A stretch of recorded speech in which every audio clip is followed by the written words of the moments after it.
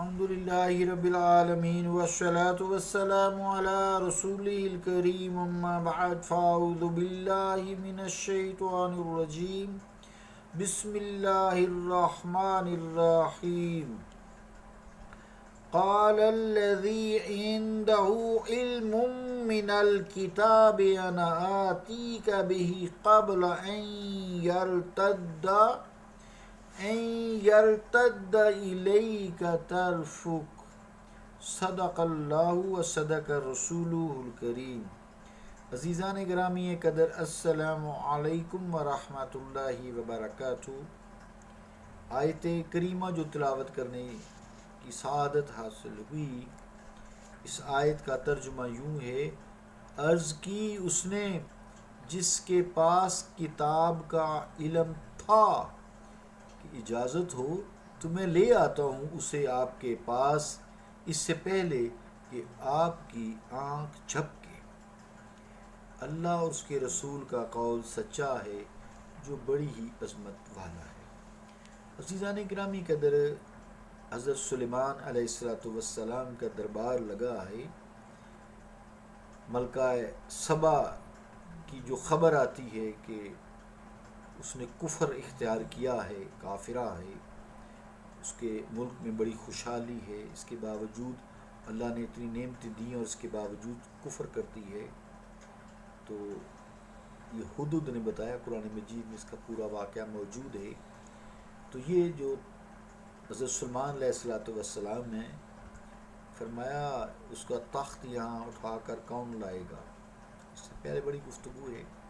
جو 1500 میل کلومیٹر سے زیادہ ہوتا ہے، ایک کلومیٹر سے 1 میل زیادہ ہوتا ہے، وہ دور تھا، اتنے فاصلے پر تھا۔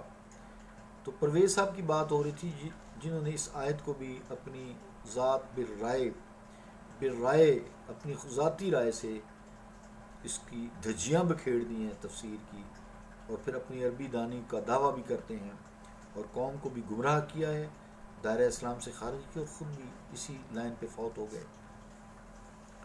اگر بقول پرویز صاحب اس سے جنگ کر کے یہ سب کچھ حاصل کرنا ہوتا تو اتنی مسافت کو اتنی جلدی طے کرنے کی کیا ضرورت تھی؟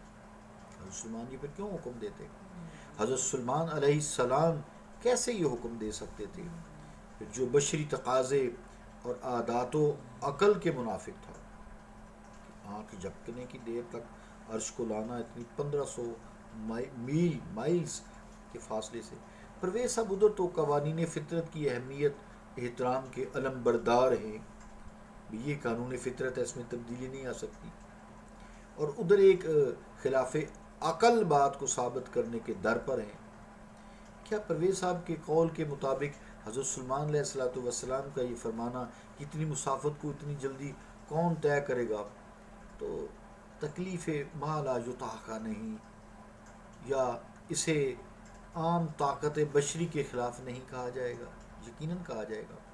قرآن مجید کی ان تشریحات اور تصریح ارشادات کو اپنے الفاظ پہنانا، تفسیر بالرائے کرنا، اور آیات کے متعلق خود رسالت مآب صلی اللہ علیہ وسلم کی تفسیر اور صحابہ، مفسرین، سلف کے تمام نظریات کو یکسر نظر انداز کر دینا، یہ عظیم جہالت ہے اور سری حماقت ہے۔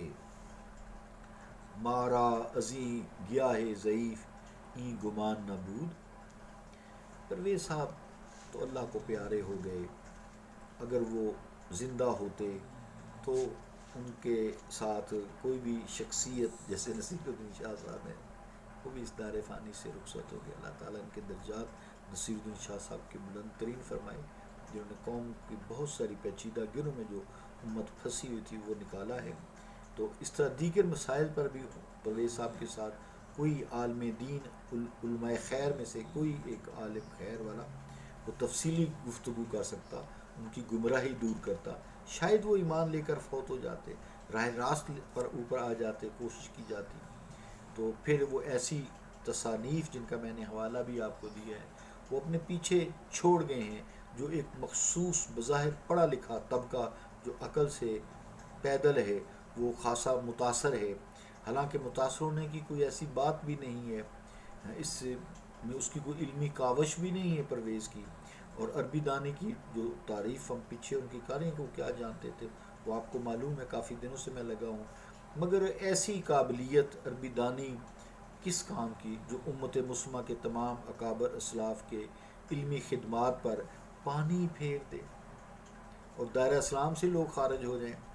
اگر پرویز صاحب عربی جانتے تھے تو لوگ بھی جانتے ہیں، علماء خیر جانتے ہیں، وہ بھی اس علم سمندر کی سیاحت کرتے ہیں. میں زبان دانی سے کام نہیں چلتا. اب ایک شخص انگریزی بول رہا ہے تو کیا اس کو کہیں کہ وہ انگریزی لکھنا پڑھنا جانتا ہے؟ وہ تو لکھ پڑھ نہیں سکتا لیکن بول لیتا ہے. تو اور چیزیں ہیں. اگر محض زبان ہی بوجہ علم و فضل ہوتی تو آج سعودی عربیہ کو دیکھیں، ہر شخص عربی بولتا ہے، جو پڑھا ہے یا نہیں پڑھا، جاہل ہے یا عالم ہے، ہر عربی بولتا ہے. تو عرب کا ہر کس و ناقص جو ہے وہ پھر راضی بن جاتا، غزالی بن جاتا. بلا شبہ عزیزان گرامی قدر، قرآن فہمی کے لیے عربی دانی ضروری ہے، لغت ضروری ہے، جسے ہم ڈکشنری کہتے ہیں، عربی ڈکشنری.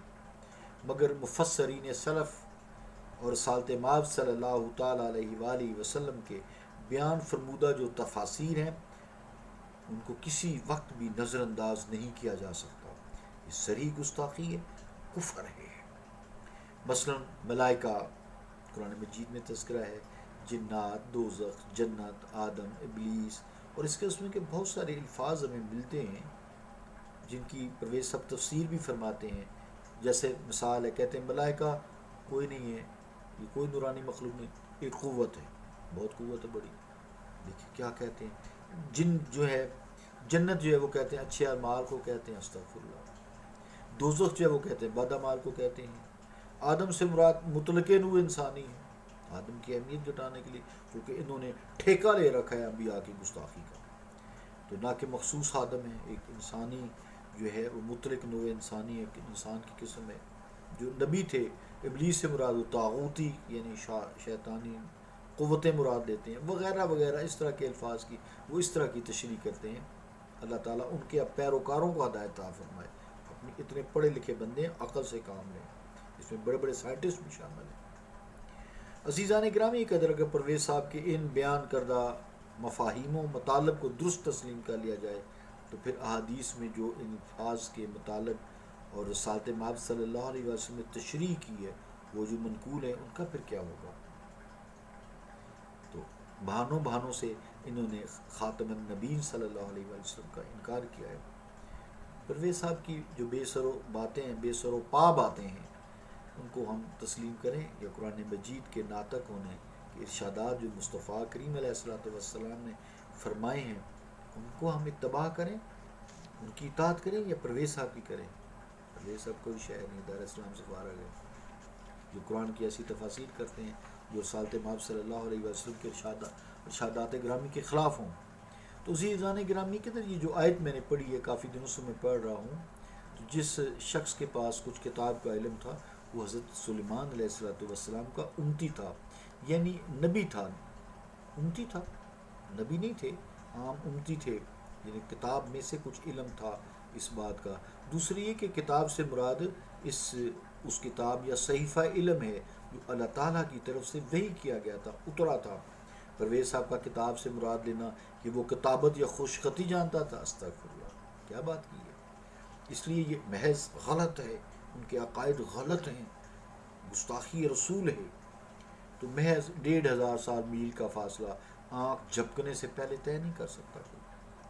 خوش نفیسی یا کتابت تو ایک فن ہے، وہ ہر کوئی شخص جان سکتا ہے، جو مشق سے حاصل ہوتا ہے، پریکٹس سے حاصل ہوتا ہے. موزہ یا کرامت وہ نہیں ہوتی. ٹھیک ہے. تیسری بات، وہ تو بے شمار ہنر ہے. تیسری بات یہ کہ وہ آدمی ولی تھا. اور پھر یہ جنات سے اولیاء اللہ کی طاقت اور تصرف غیر معمولی طور پر ہوتا ہے، انہیں کرامات کہا جاتا ہے. اگر یہ انبیاء سے ہوں تو اس کو معجزہ کہا جاتا ہے. کل انشاءاللہ تعالیٰ ہم دربار سلیمانی میں اظہار کرامت کی حکمت کا بیان کریں گے. صلی اللہ تعالیٰ علی رسول خیر خلقہ محمد وعلی آلہ وصحبہ اجمعین برحمتک یا ارحم